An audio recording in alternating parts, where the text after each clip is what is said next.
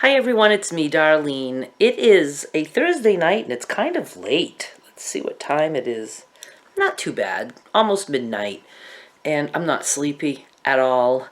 So I thought it would be a good time to sit down and read up on another narcissistic trait, have a little tiny conversation, and then let you guys chime in the comments as to how that trait relates to you and your narcissist.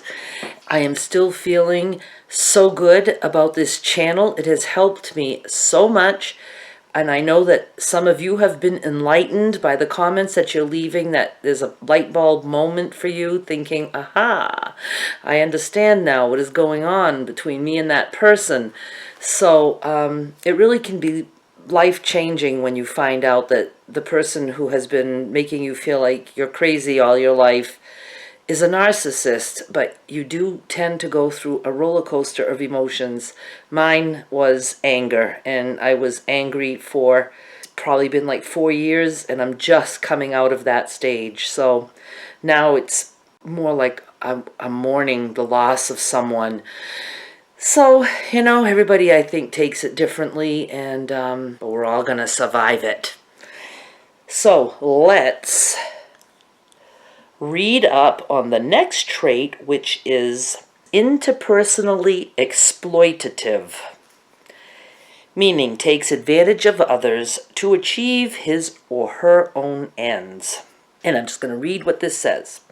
Narcissists lack empathy, feel entitled, and above the rules. We've already covered empathy and entitled. So yeah, we know that they are all that. And they see other people as appendages whose sole purpose is to fill them with narcissistic supply. Yet sometimes the narcissist doesn't get everything he or she needs through more subtle means. He or she needs to make a more direct approach. They take advantage of others to achieve their own ends.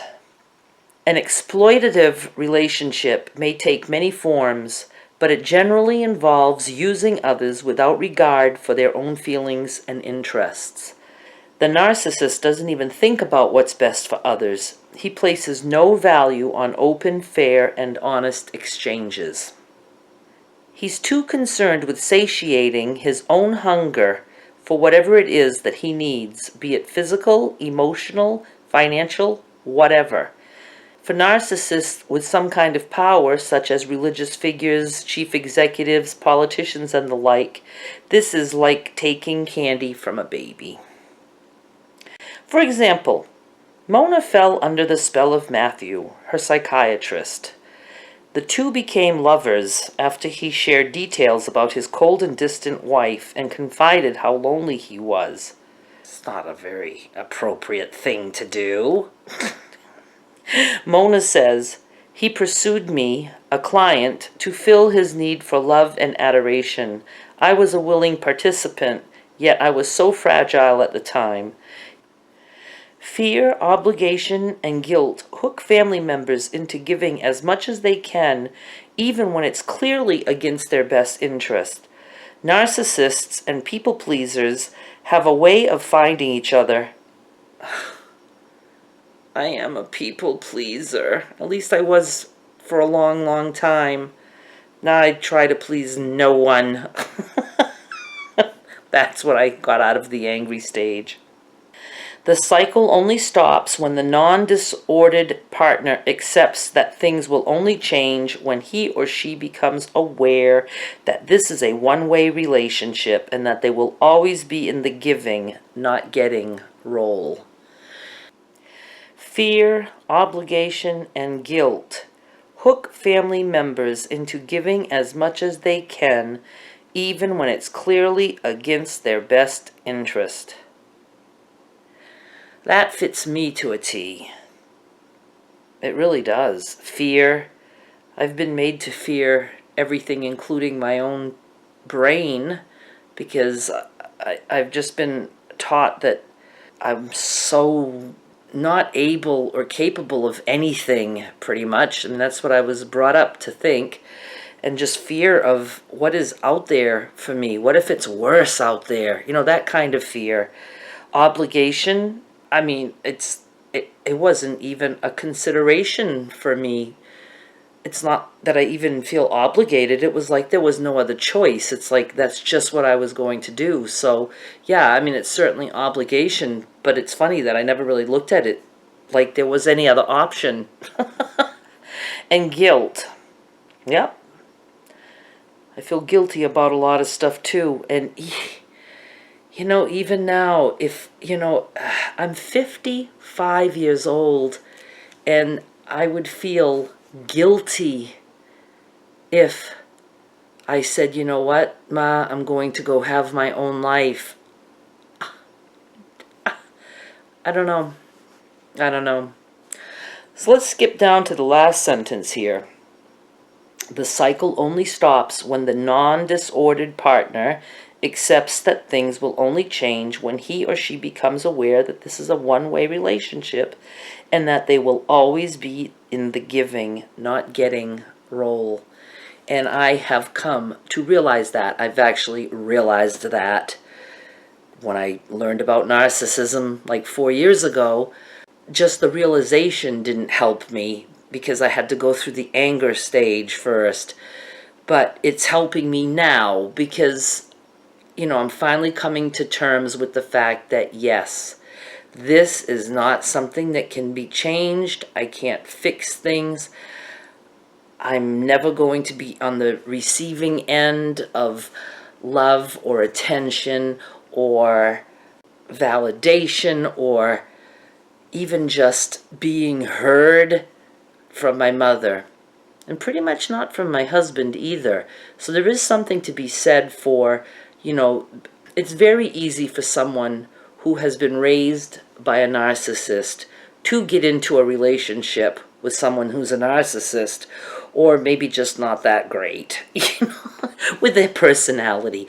I mean, my husband isn't one that thinks of others. I mean, he just doesn't. Like I said, I think he's a narcissist, but, you know, he certainly is selfish in many ways, and I just went along with that because it's what I'm used to. I didn't mind. And I felt like I was good for him because it made it easy. He wanted to go there, we went there. He wanted to eat this, we ate that. You know, it's just, you know, I almost think in some ways marriages can work that way because, you know, when one's the one who makes the decisions and the other one's just a follower and doesn't mind, I mean, there's not much to argue about. But boy, oh boy, if I did have an opinion or wanted to say or do something, that would start a fight because I really wasn't allowed that with him. It just had to be his way. He was just very lucky that I pretty much didn't care. 99% of the time, I was good with his way. But that 1% of the time that I would have liked my way, that was, I wasn't considered. There wasn't any consideration of me really getting that. You know, like my husband's the type that can say, oh, it's your birthday, where would you like to go eat? I know he is only going to agree with where I want to go if I pick someplace he wants to go. Because he hated Chinese food. And if I would say, oh, I'd love to go for Chinese food, we're not doing that. Even though he makes it sound like it's my birthday. It's almost like he wants to make it sound good, like he's doing something for me, with the hopes that I will give an appropriate answer that satisfies him so he can look like the good guy. And what if I really would have wanted to go to Chinese? You know, that's where I wouldn't insist on something like that because he didn't want to go there. Why would I want to go there? I don't know. I guess that I am kind of a loser. And it's why I've never been good at relationships at all. I don't know. And it really sucks when, you know, you have a boyfriend and, you know, and you're pretty much willing to just always go along with what they want and they still don't like you after a while. It's like, oh my God, what's wrong with me? And then my mother would fill in with all the reasons that they don't like me. Oh, they don't like the way you look. They don't like the way you walk. They don't like the way you talk. They don't like that you blow your nose. I mean, my mother could just list a million reasons why somebody didn't like me. So, you know, and we wonder why I rather stay home than do anything. So basically, they will take advantage of anybody to get what they want. Some of you have asked, how is my mother going to feel with Skylar here, because she won't be getting the attention that she normally gets? Well, first of all, I have, since I've been so enlightened with this channel, been, kind of distancing myself in a way where I'm not feeding into her narcissistic supply, and I can already tell that she's getting antsy. And last summer when Skylar was here, there's times that Skylar didn't even really feel comfortable being over on my mother's side because, my mother's the type that can say, oh, Skylar, yes, you can watch whatever you want. You come and see Grandma May every morning and we'll watch cartoons together. Then all of a sudden, Skylar could go over there one time and my mother could be all pissy and say, no, you're not watching that. That's all you do is watch cartoons. And it's very shocking to someone. So Skylar mostly stays with me. I mean, of course, I'm not going to keep her away from her great-grandmother, but it's almost like I need to have supervised visits with them.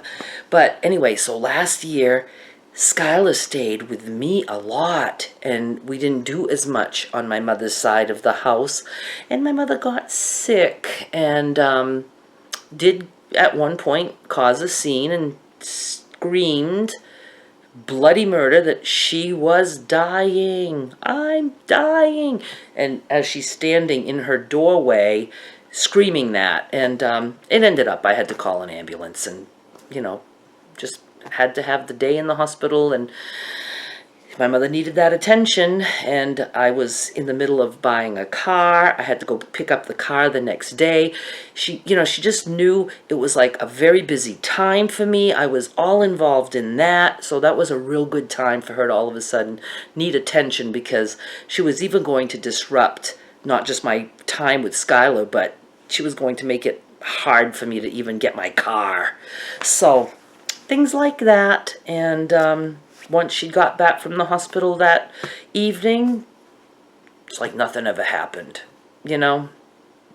I've done quite a few trips with her to the ER, and, they're doing all these tests and think that she's dying of a heart attack or all kinds of stuff, and, I'm sitting there with my iPad, it's like, oh joy, and people think this woman is not concerned at all that her mother's sick, and truth is, nope. I've done this plenty of times in my life.